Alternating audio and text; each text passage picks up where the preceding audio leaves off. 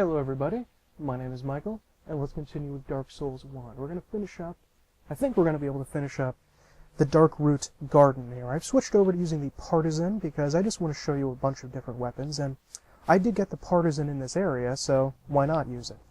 We're going to be fighting the boss in this area, and I'm going to make sure that I'm alive because there is an NPC summon we can get to help deal with the boss in this area.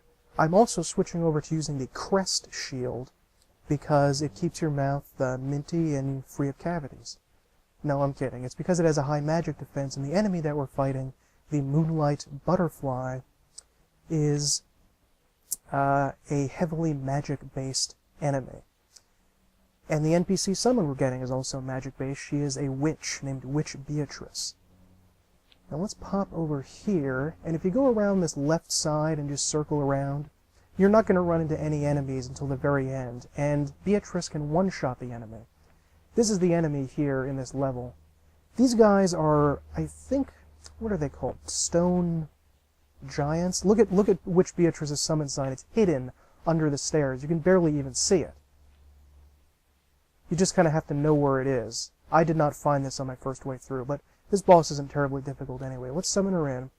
And these stone giant guys are not all that tough. They do have the ability to cast Tranquil Walk of Peace, that spell we got in the catacombs, and it will slow you down and is pretty darn dangerous if you're trying to run away from them. And because you can get here so early, they can be pretty tough, but you know, with a decent weapon, they're very, very slow, so it really doesn't matter that much. They can drop both their sword and their shield, but that is exceptionally rare. At least for me it is. Oh, so gross with our ragdoll physics there. I've tried to farm out their sword and shield a ton of times and been frustrated, even with the magic ring you get later in the game that increases item discovery. It took me a long time to farm it out. Their shield is a tower shield, and you need upwards of 30 strength to use it, and their sword you need, I think, 36 strength to one hand. It does look kind of cool, because it looks more like an old-fashioned Bronze Age sword. And the shield is the only shield in the game that really resembles a hoplon, the shield that the hoplites, the ancient Greek warriors, were based on, but it doesn't look perfectly like it because it's green and covered in moss. I'm not crazy about it. But if you want to do that, get the Greek hoplite look, that's probably your best bet. And here's the Moonlight Butterfly. We fight this one on a bridge, and it is all about dodging these attacks. If you have spells or ranged attacks, this boss is kind of a joke. However, if you don't, it's really pretty simple too. And look how fast Beatrix has taken her down. You just have to dodge. You have to roll through that one. Don't bother blocking it. Rolling through it is best. We'll do a bunch of different kinds of that laser beam. You also should roll through. Don't let it hit you. That's pretty dangerous. They'll also do a blast attack that'll shoot a bunch of rays off in this one here. Yeah, that one there. That's the ray attack I was talking about. And eventually, if you do enough damage, she will alight on the bridge here, and when she does, she's helpless, and you can hit her. She will eventually do a kind of explosion attack when she gets close here, but you have so much time. I mean, look how much time I have to do this. I kind of want to show you the explosion attack. You don't want to be near that, obviously. But you have so much time to do it. And my bow isn't very good, so I don't really have all that much damage to do. But there she goes. Thank you, Beatrice. Thank you. And this might be the first boss soul that we got. The enemies in this game drop. Some of the bosses in this game, especially later on after the first couple, drop boss souls. And this is a special soul that you can use either like the regular hard souls to get a ton of souls, or you can hold on to it, and much later on in the game we can use that soul to craft a special weapon, a unique boss weapon with that. Now, the one for the Moonlight Butterfly crafts a rather odd-looking shield that I don't think has a terribly great use, or a spear, which is also very odd-looking, that looks like the head of the Moonlight Butterfly, and is really more of a magic scaling spear. It's not useful for our character. Even when I play a magic character, I don't use it very much, but let's take a look over here. Watchtower Basement Key. I believe that is the key that you would use to unlock the door where Havel is, which we defeated in the previous episode. And we also get the Divine Ember and a Homeward Bone. Now I am just going to Homeward Bone back to the bonfire we were at. Also, I just want to point out, Andre mentioned in the earlier episode a divine blacksmith who lived in the forest, but we don't know what happened to him, and why does he look exactly like Despair? Yeah, pretty much. Why does he look exactly like Andre? I don't understand that. And who was he? What was he doing here? How did Andre hear about him if he doesn't know much about this area?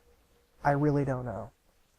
I also have to, I guess we can talk to Andre about it, see if he has anything new to say. But we're also going to do that and buy the key to the door that's next to this hidden bonfire. This door right here. The key to this one here. And I have to stress that I am alive right now, and we are about to use that key to go into an area where, oh, lordy, it is the... Oh boy, it is not the area where you want to be alive. My internet connection is spotty, and for some reason it crapped out on me in other areas where it wouldn't matter if I was alive or not, but in this one, holy lord, does it matter. These sons of bees. The area that unlocks with that key there, through that door, is called the Darkroot Forest. And there's a covenant that you can join in there called the Forest Hunter Covenant. And the Forest Hunter Covenant is sort of like this game's version of the Rat Covenant, in that you will, what it is, it's about defending a certain area before people come into it. You know, it's more like the Bellkeeper Covenant, now that I think about it. It's about people running through the area, and you have to stop them before they can get to the end of it. That's really what it's about. And going in there alive obviously means we can be invaded, and that's not a great thing. I love this broken wall here, which you can look through. I think it looks kind of cool. But let's go see if Andre has anything to say to us about that Divine Ember. My, that's a rare ember you have there. I've seen one of those before. It's the ember of a divine blacksmith. Might you consider leaving that with me? I could produce divine weapons with a flame such as that.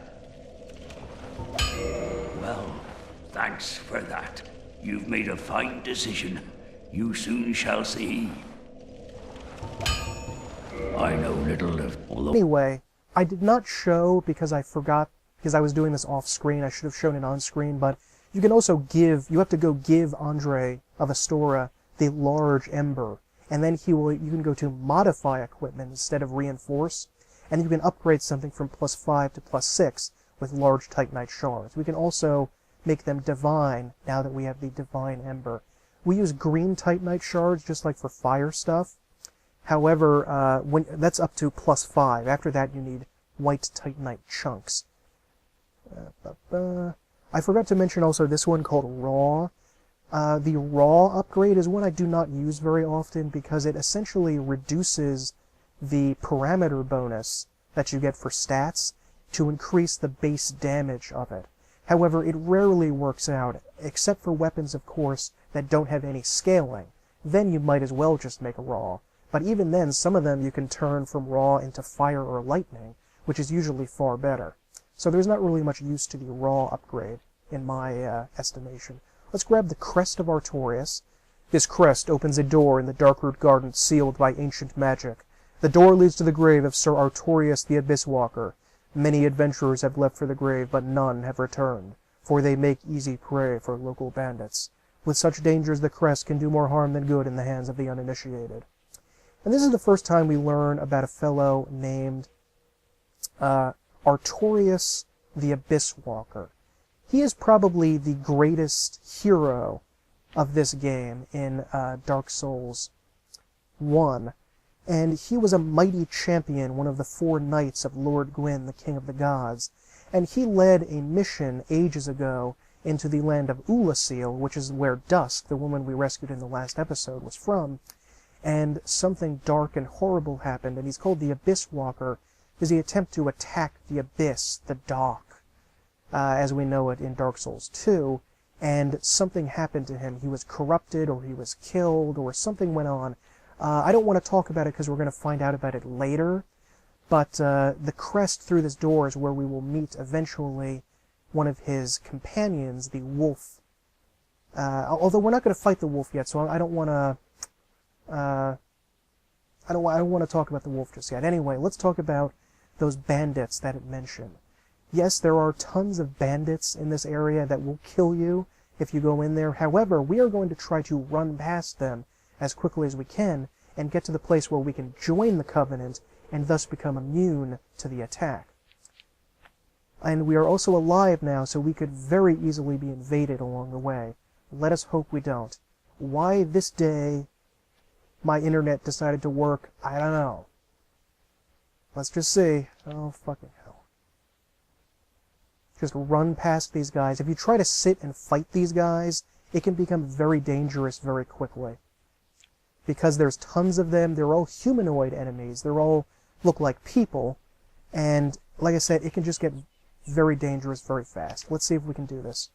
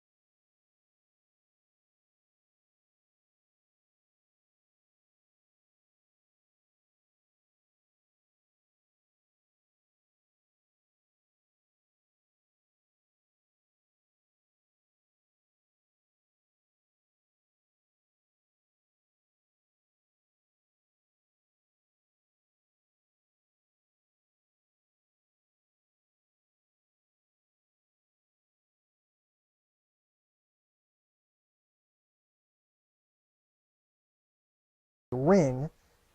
Where are you? Cat Covenant Ring.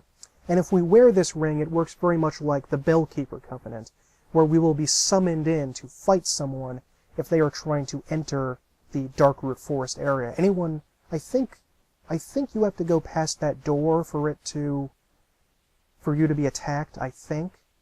But yeah, it's like the Bellkeeper. You'll be summoned into the forest, into another player's world, and you'll have to fight them. Although I don't think I'm going to do that right now. And now, because we're part of the Covenant, these guys are our bros now, and they're not going to do anything. You know, they're just standing here because we're helping them fight. And if we come over here, there's a new guy, and let's talk to him. I've heard all about you. I'm Shiva of the East, captain of the brigade. Let's teach you the clan basics now, as there's no time to chat in the midst of fighting. Except there is little in the form of rules, you hear. Fight and hunt as you like. Whoever's fastest gets the prey. That's the way we do it. Only, don't forget what Alvina said. Traitors aren't given a second chance, for any reason. That's about it then. Don't worry. It's a good old time, isn't it? Great to have you with us. Good hunting to you. Don't worry now. You'll be called in soon enough. Hunters with patience score the best kills. Don't worry now. You'll...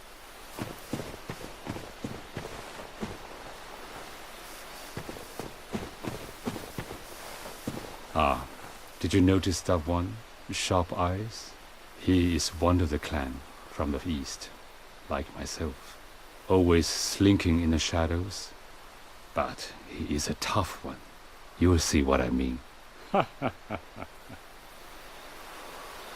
And this is Shiva of the East, who leads the Forest Hunter Covenant along with Alvina, and his friend, this ninja bodyguard back here.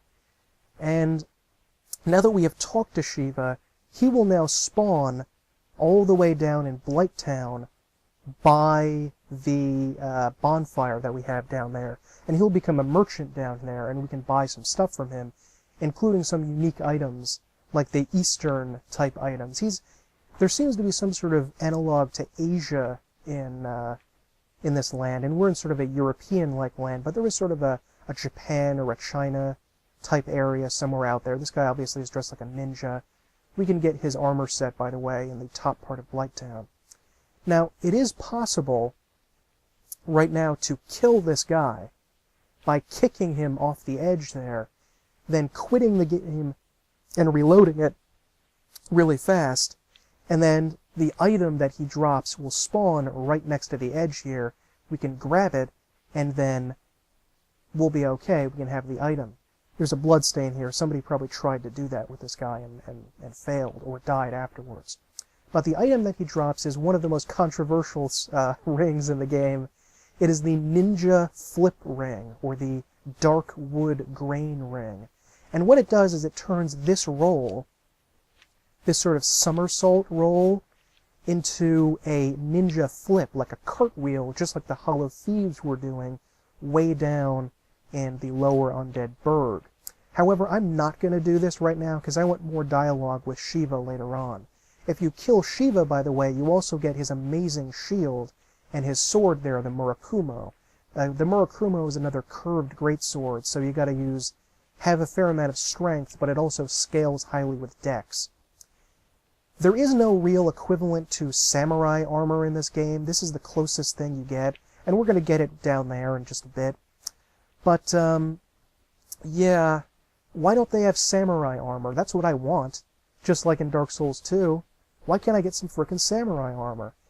And the shield that he drops here is one of the best shields in the game. It's the only other shield in the game like this shield, the Boulder Shield, where it has unusually high durability, stability, even though it is still technically a medium shield. And there are a bunch of people over here that you'd have to fight if you don't want to do this. There is a cleric guy over here. There is a knight over there, I think with a claymore or a bastard sword. There's this wizard guy. There's a ninja guy. Is that him? No, that's the knight. Where's the ninja guy? Somewhere around here. There's another knight guy somewhere over here. And if this is actually a pretty good place before you join the Cat Covenant to farm for souls, because there's a convenient hidden bonfire over there that we already looked at, and you can just spawn here and keep fighting these guys over and over and over again. Although, that's kind of tough. Now, this young lady over here is Faris, and there's some questions about whether this actually is Faris or whether she just has Faris's gear, but I think that it is Faris, and Faris is a renowned archer. And I believe this is the starting set for the Hunter class, the guys that begin with a bow. And this is also the set that we got near Havel, near the very beginning of the game, where we got our longbow. And for some reason that I do not know, I do not have an answer for this, we can do this. And, hold on, let me just practice.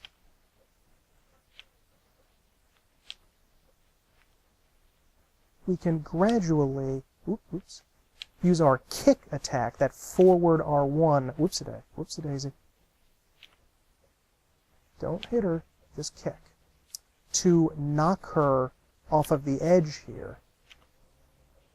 And if we do that, if we can, come on, one more. Seriously? Come on.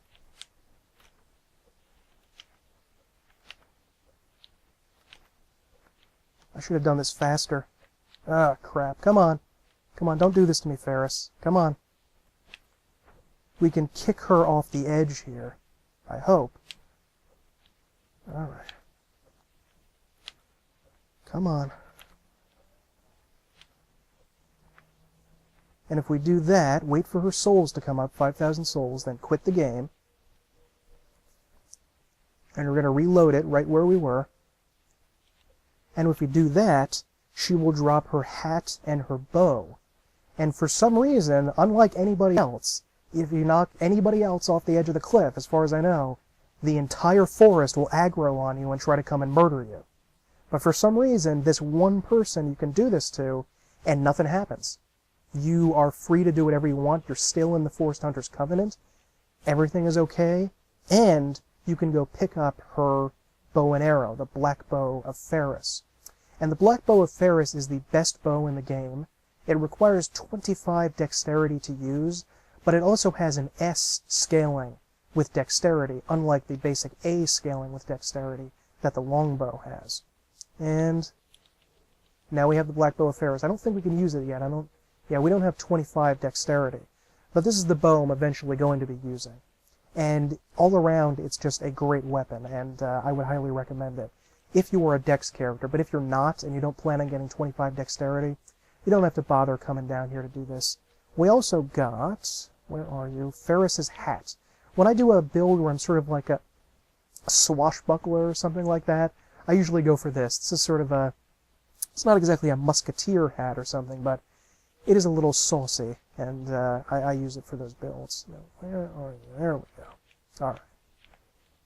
Now let's go get our good pal Shiva's armor. There are a ton of those Ent guys, those tree guys, and you joining the Forest Hunter Covenant has no bearing on them trying to kill you. They will come and kill you anyway. That doesn't matter that you're in the Forest Hunters. You know, and these guys are tougher than the ones that we fought out there. It took 3 hits to kill these guys. Although I'm not using my best weapon. I want to show you a variety of weapons, so I would really be using the scythe usually if I wanted to go with the best stuff, but I'm not. And there's tons of these guys here. There's like 10 of them that you encounter on your way to this armor. And it's not even that good armor, but I'll show it anyway. There we go. There's not, after we get this armor, there is something else that we can do in this area. But it's not terribly useful, and it's only useful if you're playing a magic character. So you don't have to worry about it otherwise. There's actually some more armor, too, that we can get that's not for a magic character, but still, oh my god, look at how many guys! How could Treebeard ever feel unsafe with this many freaking ants running around? Oh! God damn.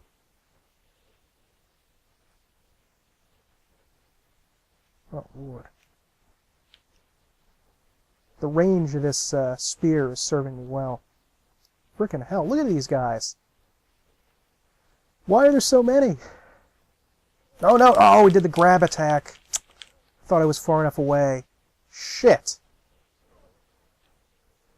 I'm just going to run to get the armor. Fuck these guys.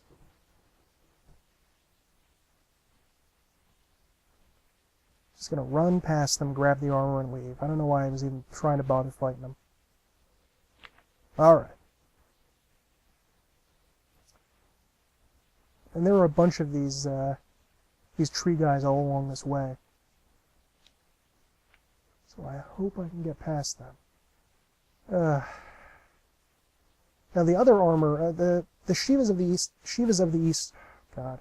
Shiva of the East's armor is not actually terribly good. It's just, it looks meh, and the defense is even more meh. Even though it's fairly heavy armor, you know, the elite knight armor is far better.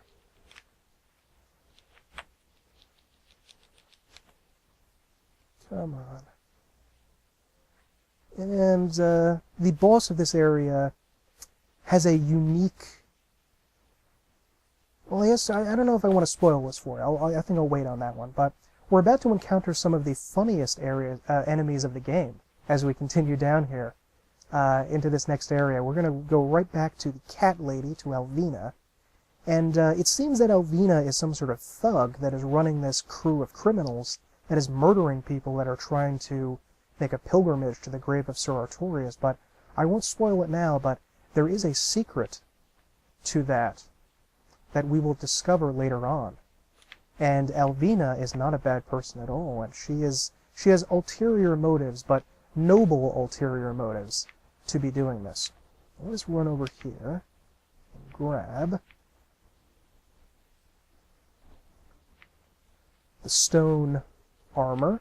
The stone armor is the armor of those the giant stone guys in the previous area. It's actually very useful armor for its poise and its weight, because its weight is very, very high, but it has amazing poise and excellent defense. Look, 91 physical defense, 40 poise, 39, 40 poise, straight off, 45 magic defense, even higher fire and lightning.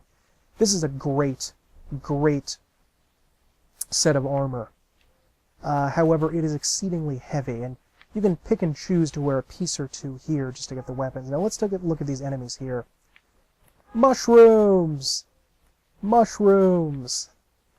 Walking mushrooms. These are called myconoids in D&D, I think. And these guys are great.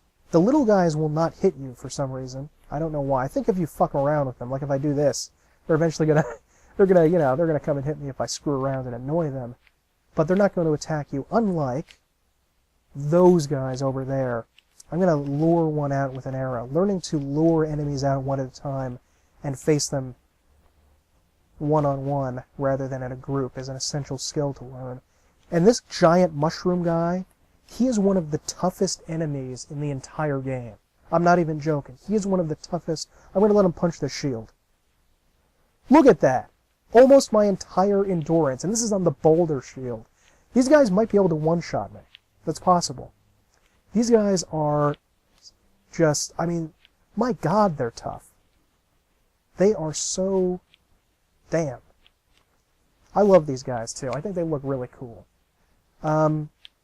They also drop gold pine resin with quite a bit of frequency. Whoa, okay, so he's not able to one-shot me just yet. But, you know, and they're very, very slow, so they're easy to get the runaround on. But, nah. Come on. Yep, gold pine resin. But these guys are still brutally difficult. I don't know where these guys are going, or what they're doing, or what's going on here, but they're guarding that chest. Can you see there? It's submerged in the water. Is it only these two giant guys, or is there more? Or are there more?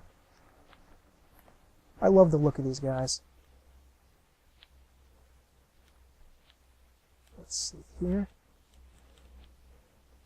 Oops. These guys actually... Oh, fuck me. Fuck me! I'm going to cut back to here. Okay, I've killed the fungus men. And this is what they were guarding. They were guarding the enchanted Ember.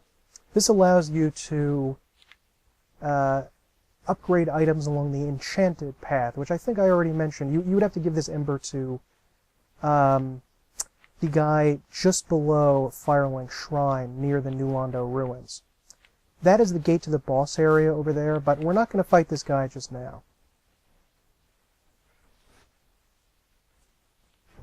I don't really think there's anything more to this area. There is one more enemy in this area that I guess we could show you. But you don't really need to come over here. It's kind of pointless. There's not really an issue to it.